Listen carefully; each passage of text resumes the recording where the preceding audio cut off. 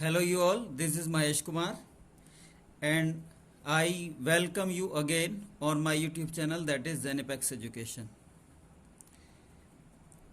In today's video, we are going to study about Amanda. Okay, Amanda is a poem, a beautiful poem, which is composed by Robin Klein. Okay, Robin Klein is an Australian poetess, and she composed and wrote a good many works, especially for children. First storybook was published by her at the age of 16. Okay, बहुत ही जल्दी, बहुत ही early as में ही इन्होंने एक standard की writing जो थी वो स्टार्ट कर दी थी. ओके, और इनकी फर्स्ट बुक जो आई वो 16 ईयर्स की एज में आई. इसके बाद भी इन्होंने बहुत सारी बुक्स लिखी. ओके, और ये फुल टाइम प्रोफेशनल राइटर बनने से पहले कई सारी जॉब्स इन्होंने की. Okay, she had been to several jobs before becoming a professional writer. Okay, lots of awards were given to her, lots of awards and honors were conferred on her. Okay, she was a really very great poet. Okay, तो चलिए आगे देख लेते हैं हम. एक Amanda जो poem है, इसको शुरू करने से पहले इसकी थोड़ी सी जो समरी है उसको देख लेते हैं. फिर इसके बाद इसकी जो लाइन बाय लाइन जो मीनिंग रहेगी, एक्सप्लेनेशन रहेगी, वो देखेंगे. तो Amanda is a very beautiful poem which is composed by Robin Klein. Okay, Robin Klein is the Australian poet, and in this poem, in Amanda, she beautifully portrays the conflict between a rebellious, careless, bold teen girl and her overarching, high-handed, domineering mother. Amanda habitually makes mistakes for which she is badly scolded by her mother. Being fed up of this repetitive reproach, Amanda seeks solace in imaginative solitude. Okay, जैसे कि आप आगे देखेंगे कि वो बार बार अपने कल्पना जगत में खो जाती है, और जब जब उसकी माँ से उसको डांट पड़ती है तब तब वह ऐसा करती है. Okay, she constantly slips into imaginative world to seek peaceful asylum from the tyranny of her mother. Tyranny हम यहाँ उसकी नज़र में कह सकते हैं. ओके, वो तो टायरेनी ही समझ रही है ना उसको. Even she is so fed up of all this that she thinks it better to be an orphan. Okay, वो यहाँ तक सोचने लगती है कि ऐसे माँ बाप से होना तो बेटर है कि आप दुनिया में ऑर्फन हो, कम से कम आपको आज़ादी तो मिलेगी. The poet is trying to carry the point home that both the teenagers as well as their parents need to develop a better mutual rapport. A rapport based on stronger and heightened two-way communications. Parents need to understand that children in this phase of age are naturally a little bit forgetful, and that they are passing through a process of physical changes which is being done through heightened hormonal activities. Okay, वो अपने tin edges में है, tin phase में है. ये हमें इससे पता चलता है कि जब पोएट जो है 5th स्टेंजा में उसको बोलती है कि तुम चॉकलेट मत खाओ ज़्यादा, मना किया था मैंने क्योंकि तुम्हारे एक्ने निकल रहे हैं. ओके, तो मुँह से यानी एक्ने उसको निकल रहे हैं. इसका मतलब ये है कि वो जो है अपनी टीन एजेस में है. Okay, due to those hormonal activities the children or teens naturally get moody. Okay, उनका मूड इसलिए बहुत स्विंग होता रहता है. कभी बहुत अच्छे मूड में होंगे, कभी बहुत ख़राब मूड में होंगे, क्योंकि उनके शरीर में खुद इतने सारे चेंजेस चल रहे होते हैं जिसकी वजह से बहुत सारी वो खुद मेंटल एग्नी से गुजरते हैं, और बहुत सारे हम कह सकते हैं कि वो इंटरनल उनका स्ट्रगल चलता रहता है, वो खुद हैरान परेशान रहते हैं कि आखिरकार ये हमारे साथ हो क्या रहा है. They often take extreme decisions too. Okay, occasionally children or teens too need to understand that despite of all their apparent strictness or harshness, their parents are the best well-wishers of them, and they are always busy in efforts of making their children's future better. So whatever they do, their attentions are always in the best interest of their children. Intentions, sorry. Just a little bit trust and faith in each other may render the things better face. Okay, तो हम कह सकते हैं कि दोनों को ही, बच्चों को भी ये समझने की ज़रूरत है कि पेरेंट्स जो हैं वो उनके दुश्मन नहीं है और ना ही वो उनका कुछ बुरा चाहते हैं.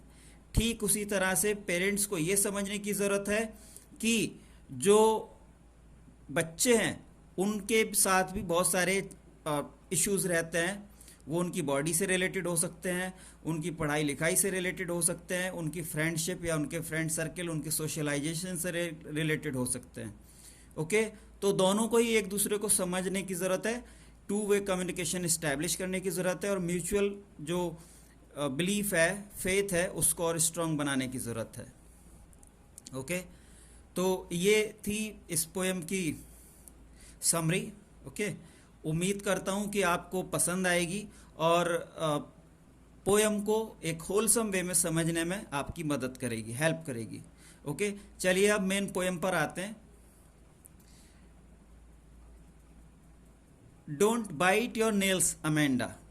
ओके, माँ के द्वारा ये स्टेंजा बोला जा रहा है और यहाँ से शुरू होता है. Don't bite your nails Amanda, don't hunch your shoulders Amanda, stop that slouching and sit up straight Amanda.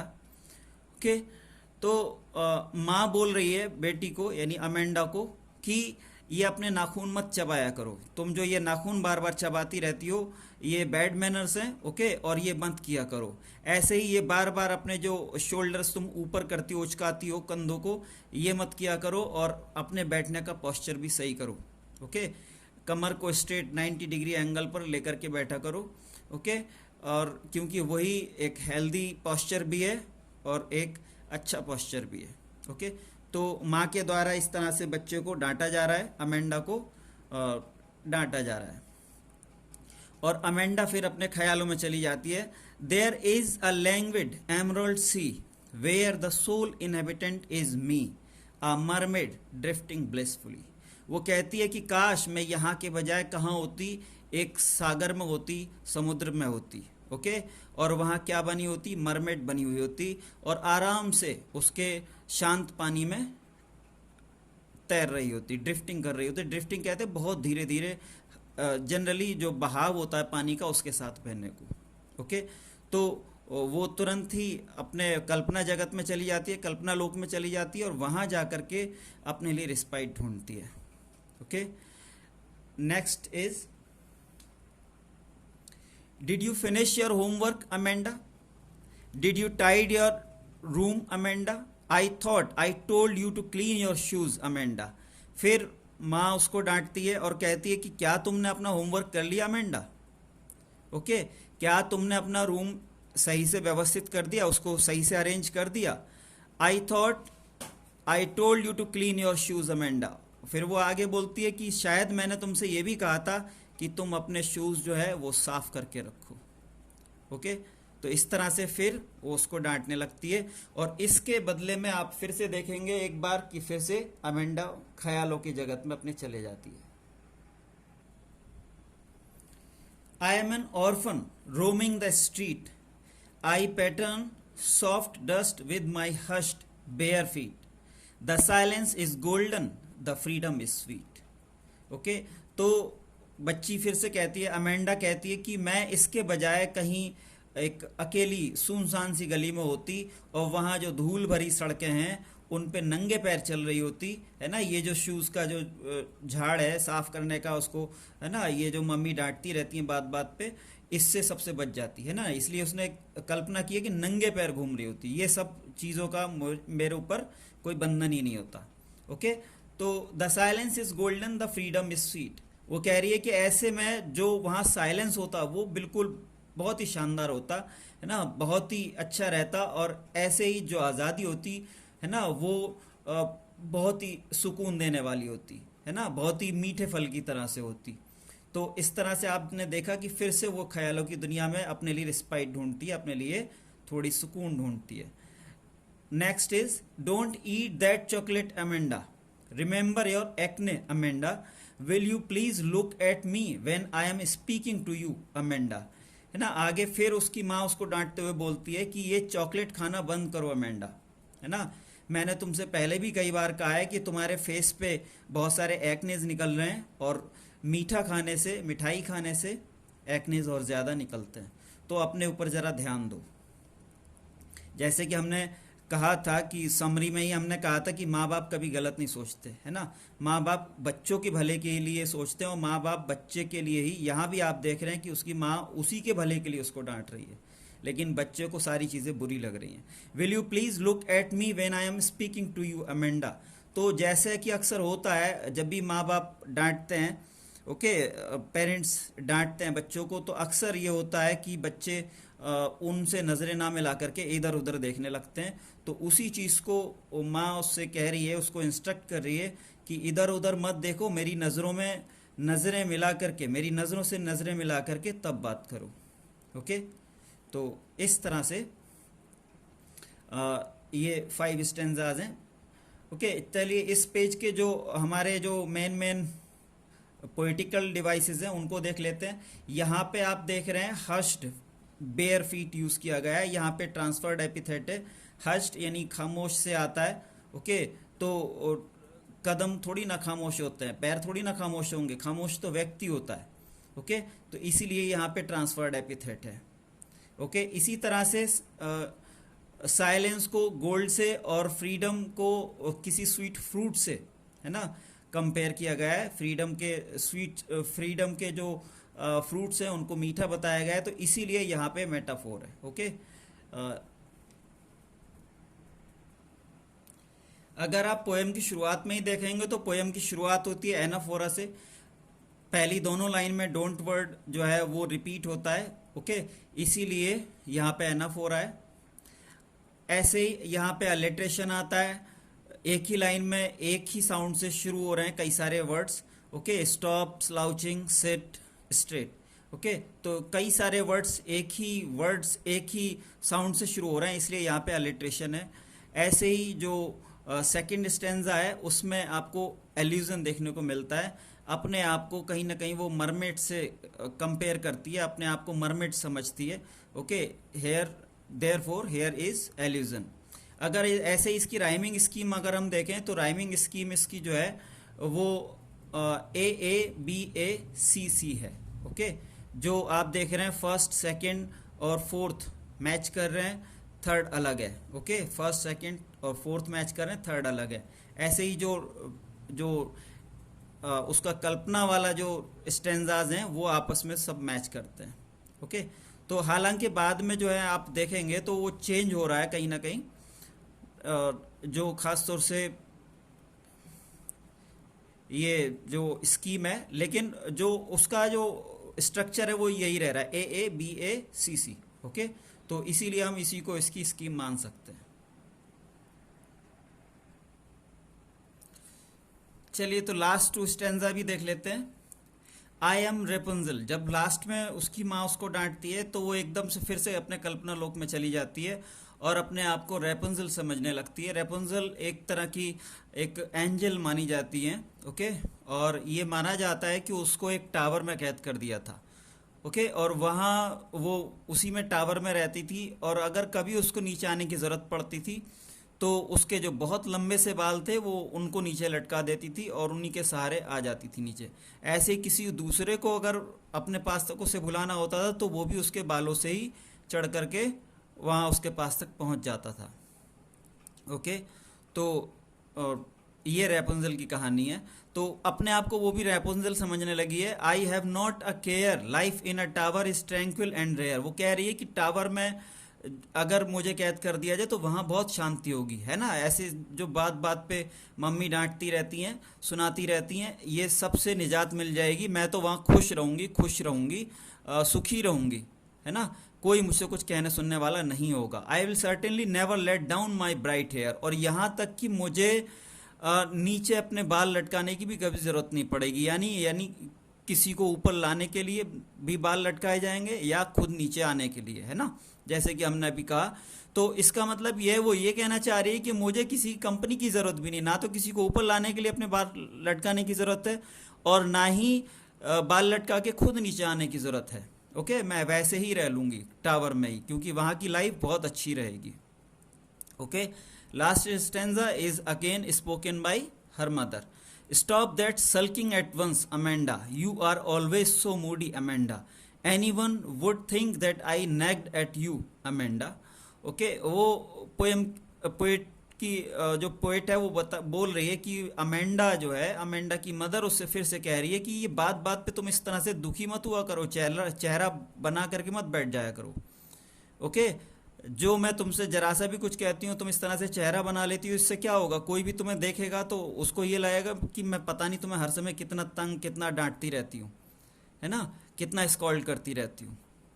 तुम इतनी मूडी क्यों हो? आगे वो कह रही है कि तुम इतनी मूडी क्यों हो, you are always so moody, है ना। तो इस तरह से आपने देखा कि मदर और डॉटर के कन्फ्लिक्ट को बड़े ही अच्छे से, बड़े ही शानदार ढंग से दिखाया गया है रॉबिन क्लीन के द्वारा। ओके, और पोयम जितनी आपको सामने से एक्टिव दिखाई देती है उससे ज़्यादा साइकोलॉजिकल पोयम है, साइकोलॉजिकल इम्पैक्ट है इसमें। ओके, और बहुत ही शानदार पोयम है। अगर हम अच्छे से एक्सप्लेन करें इस पोयम को और अच्छे से बच्चों को सिखाएं तो उनके लिए लाइफ में बहुत कुछ सीखने को मिलेगा। और वे किसी भी, जो अक्सर बच्चे गलत कदम उठा लेते हैं या पेरेंट्स बच्चों को नहीं समझ पाते, दोनों के लिए बहुत हेल्पफुल है। ओके,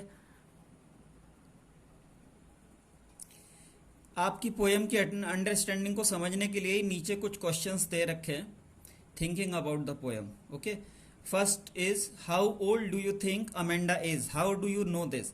ओके, तो हम पहले ही बोल चुके हैं कि वो अपने टीन्स में है। एक्चुअल एज हमें नहीं पता, लेकिन अपने टीन ईयर्स में है। ओके, क्योंकि उसके एक्ने निकल रहे हैं और एक्ने जो है वो टीन एज में ही निकलते हैं। Okay, what do you think is speaking to her, who do you think is speaking to her, तो उसकी माँ उससे बात कर रही हैं। Okay, why are stanzas 2, 4 and 6 given in parenthesis, because these stanzas are spoken as aside. वो कल्पना कर रही है सिर्फ। ओके, तो उसके माइंड में ही चल रहे हैं ये सेंटेंसेस सिर्फ, इसलिए उनको पैरेंथेसिस में दिखाया गया है, कल्पना में के होने की वजह से। Okay, next is who is the speaker in stanzas 2, 4 and 6। अगर यहाँ स्पीकर है तो वो अमेंडा है। Okay, do you think this speaker is listening to the speaker in stanzas 1, 3, 5 and 7। Okay, तो लग तो रहा है, क्योंकि अगर वो नहीं सुन रही थी तो उसको बुरा कैसे लगेगा। ओके, उसे माँ की डांट बुरी लग रही है, इसका मतलब यह है कि वो सुन रही है। वो 100% उस पर ध्यान नहीं दे रही, ये एक अलग चीज़ है, लेकिन वो सुन रही है तभी तो उसको बुरा लग रहा है, खराब लग रहा है। What could Amanda do if she were a mermaid, अगर अमेंडा एक मरमेड होती तो वो क्या करती। यह आपको पोएम पे फिर से नज़र डालना और देखना फिर उसको। Is Amanda N orphan, Y does she से सो, तो क्या अमेंडा एक ऑर्फन है ना। और अगर वो वाई डज शी से सो, वो ऐसा क्यों कह रही है, मतलब ऑर्फन के बारे में क्यों कह रही है ऐसा। तो अमेंडा ऑर्फन नहीं है, बल्कि वो इसलिए कह रही है कि उसकी माँ जो है उसको बहुत डांटती रहती है, तो इसीलिए वो कह रही है कि हमसे बेटर तो एक ऑर्फन की लाइफ होती है। हालांकि हकीकत इससे बहुत अलग है। Do you know the story of Rapunzel, why does she want to be Rapunzel. Okay, तो हमने बताया शॉर्ट में कि रेपंजल एक एंजल थी। ओके, और उसको एक टावर में कैद कर दिया गया था। What does the girl yearn for, yearn किसी चीज़ के लिए बहुत ज़्यादा स्ट्रॉन्ग इच्छा रखना। ओके, बहुत ज़्यादा किसी चीज़ के लिए सोचना, लालायित रहना। What does this poem tell you about Amanda, तो अमेंडा जो है हर हाल में अपनी ये जो उसको डांट फटकार पड़ रही है इनसे निजात पाना चाहती है। ओके, यही उसकी सबसे स्ट्रॉन्ग इच्छा है। Read the last stanza, do you think Amanda is sulking and is Moody? Okay, तो लास्ट स्टेंजा को ध्यान से पढ़िए और बताइए कि क्या अमेंडा सल्किंग कर रही है, मतलब दुखी हो रही है, और वो मूडी है। ओके, तो ये चीज़ लग रही है हमें, क्योंकि बहुत सारी गलतियां कर रही है, हर बात पे उसको बुरा लग रहा है, जिस चीज़ का बुरा मानना चाहिए उसका भी लग रहा है, जिसका नहीं मानना चाहिए उसका भी। जैसे स्पेशली जो सेकंड टाइम उससे मदर कहती है कि तुमने अपने जूते भी साफ़ नहीं किया, अपना कमरा व्यवस्थित नहीं किया, ओके, उसको मैनेज नहीं किया, तो इसमें तो ख़ास तौर से बुरा मानने की कोई बात नहीं थी, लेकिन उसको उसका भी बुरा लगता है। ओके, तो हम कह सकते हैं कि वो मूडी है और सल्किंग कर रही है। तो आज की पोएम में बस इतना ही, मिलते हैं अपने नेक्स्ट वीडियो में।